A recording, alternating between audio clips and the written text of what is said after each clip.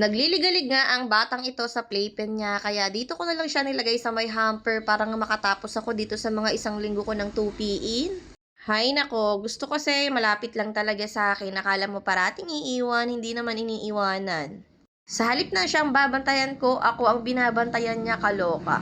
Tingnan niyo naman mga person, mas nag-enjoy pa siya dito sa hamper kesa dun sa playpen na pagkamahal. Sana nakakapagsalita na 'tong si Baby Ellery para masabi niya sa aking hamper lang sapat na. So, ayan nga mga person, maya-maya lang matatapos na nga ako sa tupiin ko at ginutom naman itong batang ito. Kaya naman nag-milk time na nga muna siya dyan sa may sopa habang nagtutupi ako.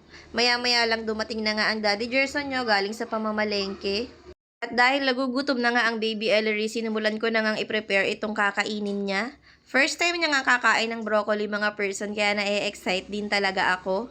Halagang 60 pesos na broccoli nga pala daw yung binili ng Daddy Gerson nyo at hinati ko nga yun para meron pa siya para bukas. Nung mahugasan ko na nga ang ginayat kong broccoli ay isinalang ko na nga ito sa kanyang lutuan ng pagkain niya. At ayan na nga mga person, na-steam ko na ang kanyang broccoli. Ang susunod naman mga person, i-blender ko na nga ito. Hinaluan ko nga pala to ng 2 kutsarang kanin at ng gatas niya para naman may lasa.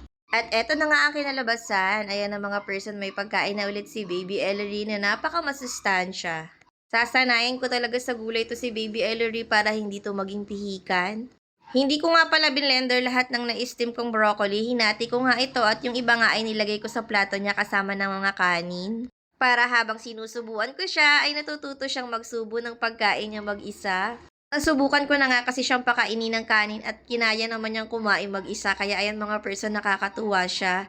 Pero mas gusto ko pa rin talaga na sinusubuan ko rin siya para sigurado akong nauubos niya yung pagkain at hindi lang nalalaglag lahat.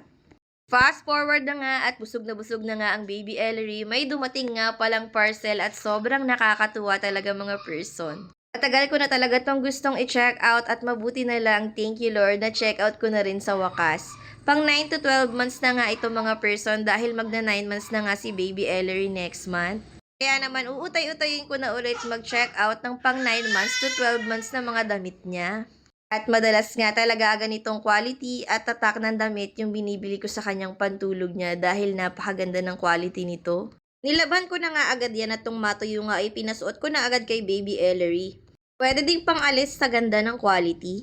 Medyo maluwag pa nga kay Baby Ellery pero okay lang yan para hanggang mag-1 taon siya, kasya to sa kanya. Ay set nga rin siya ng ganito nung 0 to 3 months niya tapos 3 to 6 months. Hindi ko lang talaga siya nabili nito ng pang 6 to 9 months. Kasi nga kasya pa rin sa kanya yung pang 3 to 6 months siyang damit na ganito. Meron din sila mga design at colors para sa baby boy kaya kung gusto nyo rin ito, ilalagay ko yung link sa comment section.